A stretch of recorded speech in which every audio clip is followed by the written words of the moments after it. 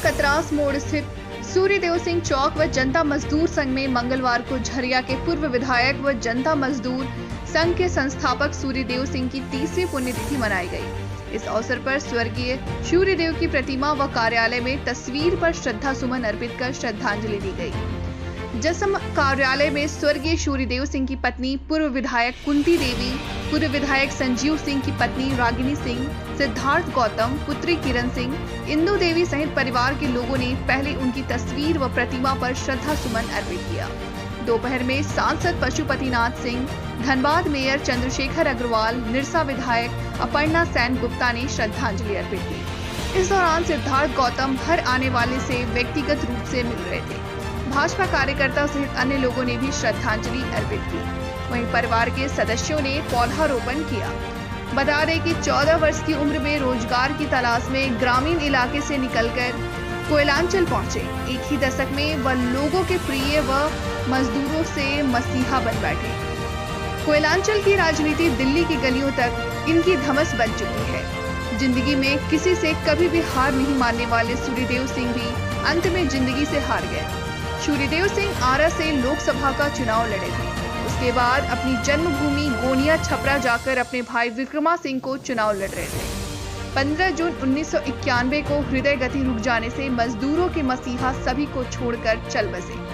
शारीरिक दूरी का पालन करते हुए दिया श्रद्धांजलि। पूरे देश में लॉकडाउन लगा हुआ है। वहीं हर वर्ष 15 जून को सूर्यदेव सिंह की पुण्यतिथि के अवसर पर झरिया के कतरास मोड़ में कार्यकर्ताओं का हुजूम लगा रहता है। सैकड़ों लोगों के लिए भोजन की व्यवस्था किया जाता था। कोरोना महामारी की वजह से इस वर्ष कतरास मोड़ स्थित सूर्यदेव सिंह की प्रतिमा में कुछ ही अलग देखे गए। वहीं मजदूर व कार्यकर्ता शारीरिक दूरी का पालन करते हुए प्रतिमा व तस्वीर में श्रद्धा सुमन अर्पित कर श्रद्धांजलि दे अपने घर की ओर रवाना हो गए। भाजपा नेत्री रागिनी सिंह ने कहा कि पिछले 29 साल से लगातार मजदूर भाई यहां आते थे, भोजन करते थे। इस वर्ष कोरोना वायरस को लेकर शारीरिक दूरी का पालन करते हुए अपने अपने कार्यालय में पुण्यतिथि बनाया। जिस तरह मजदूरों की सेवा हमारा परिवार करता आ रहा है, उसे आगे भी कायम रखेंगे। झरिया वासियों की हर दुख में हमारा परिवार उसके साथ है। साथ ही कहा कि सभी लोगों को एक पेड़ लगाना चाहिए ताकि वातावरण स्वच्छ रहे।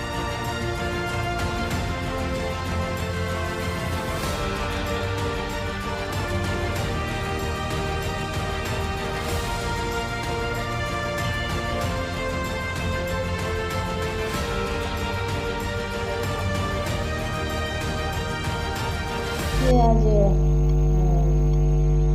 ईश्वर पुण्यतिथि है और जिस तरह से हम लोग हर साल मनाते थे उस तरह से पिछले सालों से नहीं मन पा रही है, क्योंकि कोरोना है और कोरोना को देखते हुए कार्यक्रम हम लोग कर रहे हैं। सरकार का भी गाइडलाइन को ध्यान में रखते हुए तो ज़्यादा कुछ कोई खास नहीं है और बहुत ही कम लोगों के बीच इस बार हम लोग पुण्यतिथि मनाए।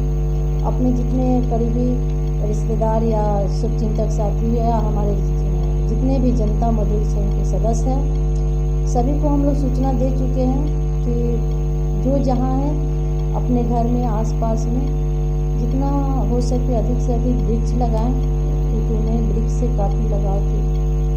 यही सच्चा श्रद्धा सुमन ये श्रद्धांजलि होगी इस बार की, और पर्यावरण की दृष्टि से भी बहुत अच्छी है। तो इसलिए कर आप लोग ये कोई खास नहीं है, बस आज हम लोग पूरा परिवार सिंह परिवार आज उपस्थित हैं और ईश्वर पुण्यतिथि आज बहुत ही कम लोगों के साथ अपने पूरे परिवार के साथ आज हम लोग श्रद्धांजलि किए और अपने खास करके मजदूर भाई के एक संदेश देना चाह रहे हैं। जिस तरह से हमारे मजदूर भाई के साथ कदम में कदम मिलाकर हमारे ससुर जी चलते थे, आज मजदूर भाई को हम लोग संदेश दे रहे हैं कि वो कभी भी अकेला ना समझें। जिस तरह से वो हर पल हर समय उनके हक की लड़ाई लड़ते थे, उसी तरह सिंह मेंशन परिवार हम लोग हर पल हर समय अपने मजदूर भाई के साथ देंगे, उनका हक का लड़ाई लड़ते रहेंगे। यही हमारे पिता और जनता मजदूर संघ के संस्थापक सूर्यदेव सिंह जी की 30वीं पुण्यतिथि है और जैसा कि आप सभी देख रहे होंगे कि हम लोग हर बार से जिस तरीके से पुण्यतिथि मनाते हैं वैसे हम लोगों ने पुण्यतिथि नहीं मनाई, कोविड-19 को ध्यान में रखते हुए। इसी तरीके से पिछले वर्ष भी हम लोगों ने बहुत ही सादगीपूर्ण तरीके से इस पुण्यतिथि को मनाई थी और इस बार भी हम लोग वैसे ही कर रहे हैं। और हम लोगों ने जो पिछले वर्ष हम लोगों ने अपने कार्यकर्ताओं शुभचिंतकों से अपील की थी कि उनके नाम पर यदि आप एक वृक्ष लगा सकते हैं तो वृक्ष ज़रूर लगाएं, क्योंकि उन्हें प्रकृति से और वृक्ष से बहुत बड़ा लगाव था। और उनका यह संदेश देखिए एक बात मैं आप लोगों से कहना चाहता हूँ कि उनकी राजनीति जो है वो मज़दूर राजनीति से ही शुरू हुई थी और मज़दूरों के बीच में रहकर ही उन्होंने अपनी राजनीति को शुरू किया था और जनता मज़दूर संघ की स्थापना उन्होंने की थी। आज इस श्रमिक संगठन को लगभग 44 वर्ष हो गए और 44 वर्ष से निरंतर हम लोग मज़दूरों के हक़ के प्रति अपना जो भी योगदान दे सकते हैं वो दे रहे हैं। इसकी एक वानगी है कि पिछले दिनों कोल इंडिया का एक रिकॉर्ड आया था जिसमें कोयला क्षेत्र में जितनी भी सब्सिडरीज़ हैं उसमें विभिन्न ट्रेड यूनियंस के कितने मेंबर्स हैं उसकी एक डिटेल आई थी। तो उसमें मैं आपको बताना चाहूँगा कि जिस यूनियन से हम लोग एफिलिएटेड हैं यानी HMS, वह कोयला क्षेत्र का सबसे बड़ा यूनियन बनकर उभरा और SECL में हमारे जो HMS के ही एफिलिएटी हैं श्री नाथूलाल पांडे जी, उनकी यूनियन सबसे बड़ी है 18,000 सदस्यों के साथ। और दूसरी सबसे बड़ी जो यूनियन है वो जनता मजदूर संघ है 15,292 मेंबर्स के साथ।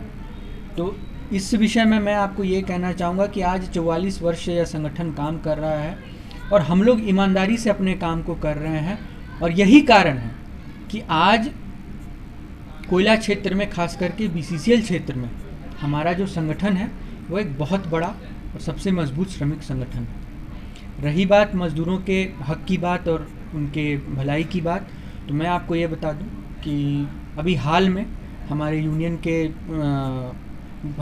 की भूमिका को देखते हुए मुझे HMS की तरफ से JBCCI का प्रतिनिधि भी नियुक्त किया गया है।